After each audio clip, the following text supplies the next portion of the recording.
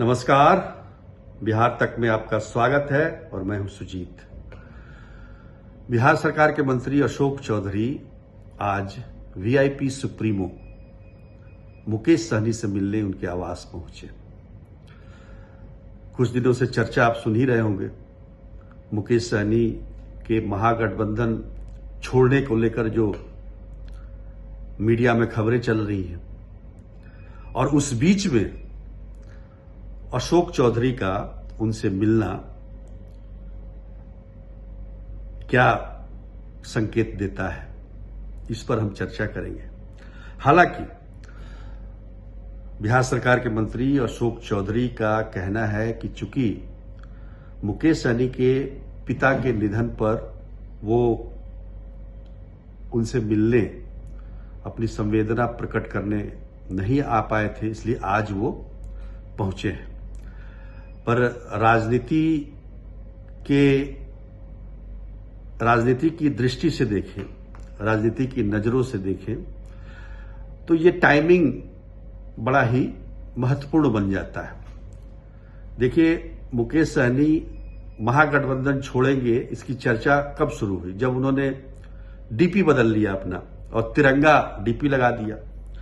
क्योंकि हर घर तिरंगा अभियान बीजेपी की तरफ से चलाया जा रहा है। बीजेपी के तमाम नेताओं ने तिरंगा अपने डीपी में लगाया है। हालांकि आम लोगों ने भी लगाया है, ऐसी बात नहीं है। जिसको देश के प्रति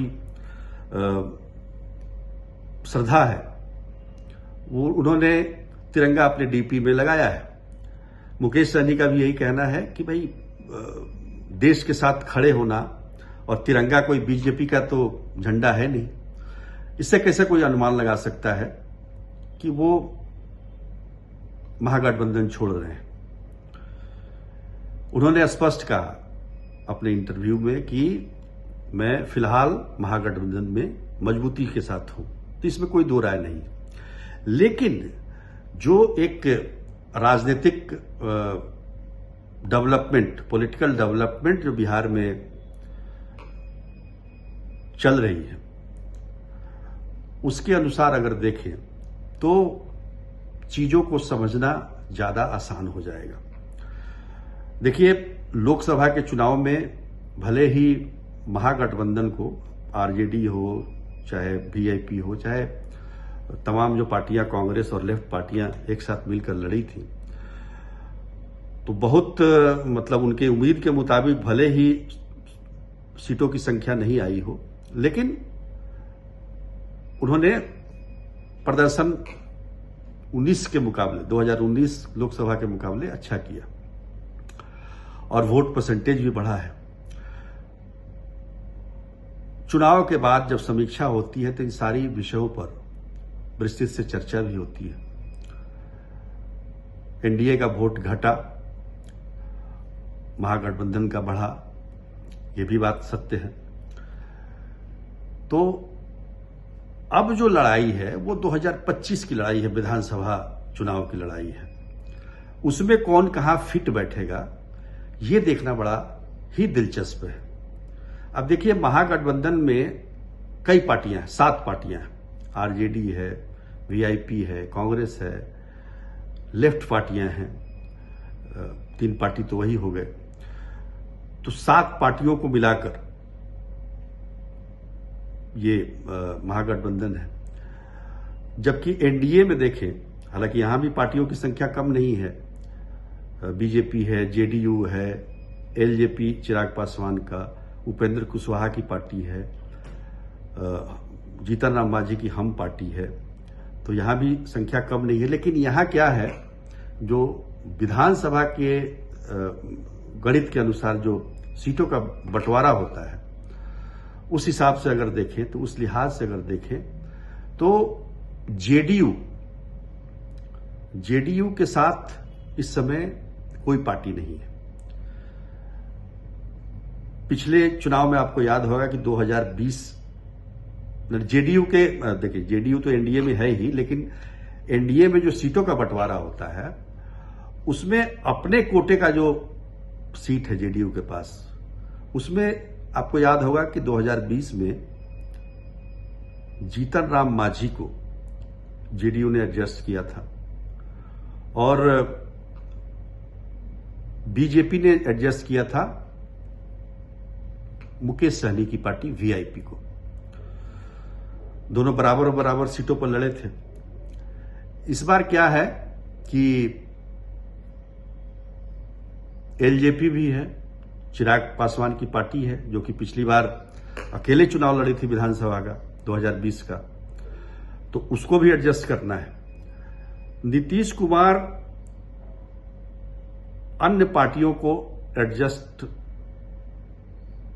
करने के मूड में नहीं होंगे, जैसा कि अनुमान लगाया जा रहा है। अगर आधा आधा पर सीट बढ़ता है तो उसमें जेडीयू की जो कोशिश होगी कि वो अपने सीट पर लड़े और आधे सीट पर बीजेपी लड़े, और बीजेपी किसको किसको अपने में शामिल करना चाहती है वो अपने कोटे से उनको टिकट दे, जिसमें चिराग पासवान भी हो सकते हैं। हालांकि चिराग पासवान मतलब एलजेपी का यूं कहें तो विधानसभा में 2015 में तो एलजेपी एनडीए में थी, लेकिन नीतीश कुमार एनडीए में नहीं थे, और 2020 में नीतीश कुमार एनडीए में थे तो चिराग पासवान नहीं थे। तो ये सीटों का एडजस्टमेंट मतलब एक फॉर्मूला नहीं बन पाया, खासतौर पर एलजेपी के साथ। यही कांग्रेस के साथ बना हुआ है 2015 का, जिसमें 101 सीटों पर आरजेडी और जेडीयू लड़े थे, और जो 41 सीटों पर कांग्रेस लड़ी थी चुनाव।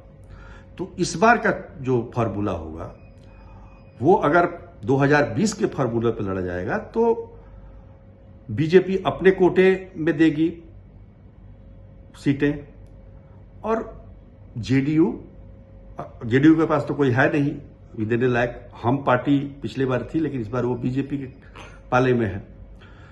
तो मुकेश सहनी के लिए एक अच्छा ब्लॉक जेडीयू के कोटे से बन रहा है। कोशिश ये है कि अगर मुकेश सहनी आ जाते हैं जेडीयू में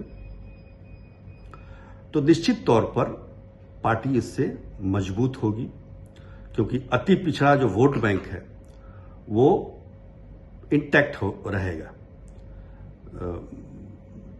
जो मलाह निषाद जाति के जो वोटर हैं जो मुकेश सहनी के साथ हैं और अच्छे खासे वोटर हैं, तो निश्चित तौर पर जो डेंट पड़ रहा है उसको रोकने की कोशिश की जाएगी। दूसरी तरफ आप देखिए, जो महागठबंधन है उसने भी अगर देखा जाए तो वोटों का अंतर बहुत ज्यादा नहीं है। पिछली बार भी जो एनडीए और महागठबंधन का अंतर था वो 12,000 वोटों का था।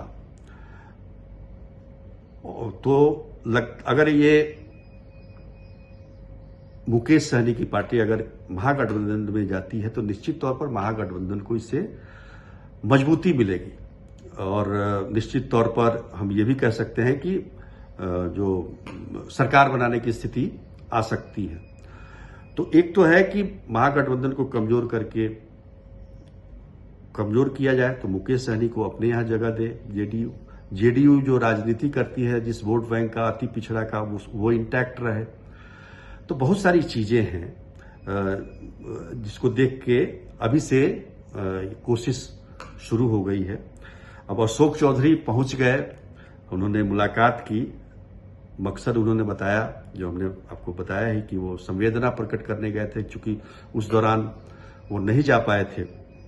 उनकी बेटी जो सांसद है संभवी चौधरी समस्तीपुर की, वो गई थी मुकेश सहनी के गांव, लेकिन अशोक चौधरी चूंकि दूसरे धार्मिक कामों में व्यस्त थे इसलिए नहीं जा पाए थे, इसलिए आज वो पहुंचे थे।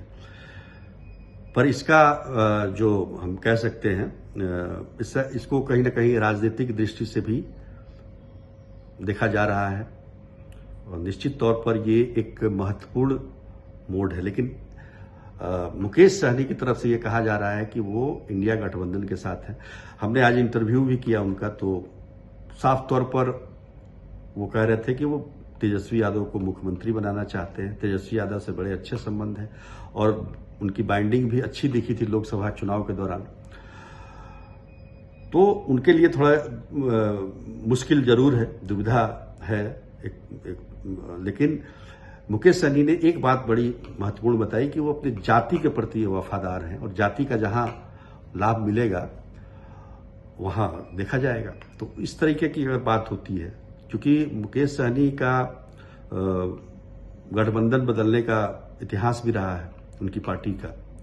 2019 में महागठबंधन के साथ चुनाव लड़े, 20 में एनडीए के साथ चुनाव लड़े, फिर 24 में महागठबंधन के साथ चुनाव लड़े। तो इस तरह का चल रहा है।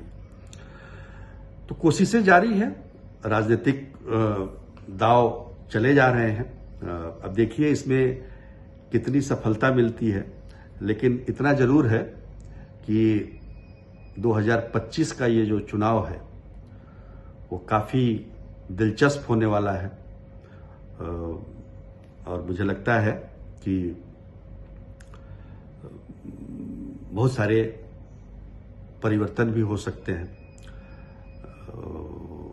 लेकिन देखिए समय का इंतजार करना होगा हमें। मुकेश सहनी तो अंत तक फैसला लेते हैं। आप देखिए मतलब लोकसभा का चुनाव जो हुआ उसमें कितने बाद में वो महागठबंधन में आए और आरजेडी ने अपने कोटे से उनको 3 सीटें दी। हालांकि वो जीत नहीं पाए थे, लेकिन कहीं ना कहीं ये बात भी मुकेश सहनी के मन में है। अगर लोकसभा चुनाव नहीं लड़ते, उनको टिकट नहीं मिलता, तो फिर पार्टी के लिए भी दिक्कत हो जाती। तो ऐन मौके पर आरजेडी की तरफ से उनको 3 सीटें दी गई। तो उस चीज का भी ध्यान रखना है। दूसरी तरफ नीतीश कुमार के प्रति काफी सॉफ्ट हैं मुकेश सहनी, इंटरव्यू में भी लगा काफी सॉफ्ट हैं। बीजेपी से उनकी नाराजगी है क्योंकि बीजेपी ने उनकी पार्टी को तोड़ा है। तो कहीं ना कहीं अगर जाना भी होगा, जो चर्चा चल रही है डीपी बदलने की, तो बीजेपी में न जाके हो सकता है मे भी भविष्य में वो जेडीयू के साथ जाए। लेकिन फिलहाल हमें इंतजार करना होगा। आज के लिए इतना ही, तब तक के लिए नमस्कार।